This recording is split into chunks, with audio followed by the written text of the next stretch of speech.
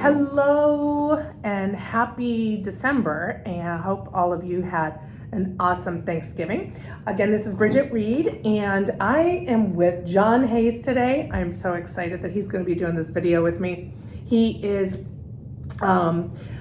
an awesome mentor, and if you've been around the schools at all, you may have seen him, and he's got lots of mentoring experience. And so I'm going to be picking his brain today on something that has come up a couple of times, well, repeatedly in some of the schools, and we just want to clarify and go over it with you so you feel a little bit more grounded. So without further ado, let me introduce John Hayes. John, why don't you scoot up just a little bit? Okay. Of course, you have to remember none of this is professionally done, but we are here for to try to get something across to you. Yep, just to share from our many years of experience. Yes, that's right. So I think there is a really fine line between positive, supportive mentoring and enabling. And none of us want to enable teachers. We want to support them and encourage them to then grow and expand on their own. One of the things that I see, I think just by nature of us being teachers, is that we may want to do for. And I can do this quicker and more efficiently, so just let me go ahead and do that bulletin board for you, or let me come up with your seating chart.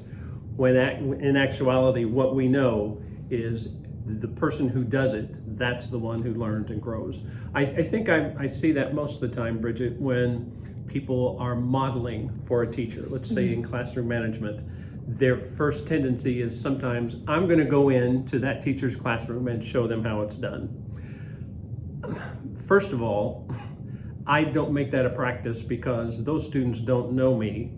I can probably go in there and run a good classroom just because they don't know. Yeah. And because I kind of have that presence. So I'm not sure what that really does for that teacher, other than perhaps give them verbiage. Right. Perhaps some proximity practice and things like that. What I find more empowering is when I role play with the teacher, which means, of course, I visit the class first. I can pick out the ones who are challenging, and then during a planning time or after school or before school, the teacher and I then role play, and I sometimes encourage the teacher to be those challenging students. Mr. Hayes, how would you handle this? And then I can again model proximity, verbiage, facial expressions, tone, things like that. If I just take over his class, I think the product is maybe a 40-minute class that ran well, instead of providing the tools and helping the teacher discover how they can have consistently fine classes. And I think also doing it that way, because then you have your teaching style could be totally different than that mentee's teaching style. So doing that role playing lets you both discover what works for them, but it's in a structured, safe place where the students aren't present, and they can practice tone and exactly everything you said. And you make a brilliant point.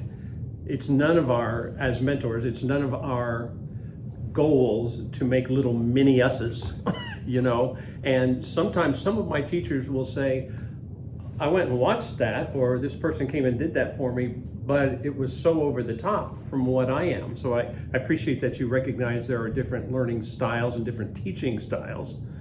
Not that some of our teachers don't need to be exposed to that, but again, I just encourage us not to so much take over as to guide, facilitate, process with, listen.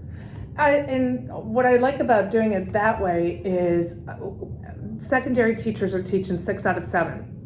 Elementary, you have almost all your planning time taken away. These can be quick hits. It can be 10 minutes, and they can be during a lunch break. It can be after school, before school. Just what's an issue going on in the classroom? No students present. You showing your mentees how you would do it, practice with them, have them do it for you, but it can be a quick hit. And I think it's one of the most impactful things that you can do. But I want to go a little bit back with quickly with the enabling and where's that line, because it's kind of gray, of the teacher doing something for a student. I mean a teacher, for example, redoing Classroom arrangement. Classroom arrangements. When that mentee did not do it, the classroom arrangement, the chairs, moving the chairs themselves, the desks themselves, if you are going in and having to do that for your mentee, you've crossed the line. Then you are starting to enable instead. Do you feel that way? I definitely agree that, especially in cases where perhaps someone else, an administrator or another in-school mentor, has been saying, have you tried a different room arrangement? And the teacher just, nah, I haven't done it. Well, I am not opposed to helping them do it. And I will, let's just try this and see what you think. But actually just doing it for them while they sit at their desk and grade papers or what, no. If you're going to be a teacher, these are all the things that go with it. You can do it. I'm here to encourage you, but I'm not going to do it for you. Right. So if you, and not just the classroom room arrangements, but there's some other things that may have come up. Seating charts, grades even. Bulletin boards, timelines, things like that. I will help them make them, but I am not going to do it all. And not because I'm trying to be mean to them. It's just, that is, to me, enabling. And they need to know time management. Okay, it does take me a little bit longer to stay after school to get that timeline up.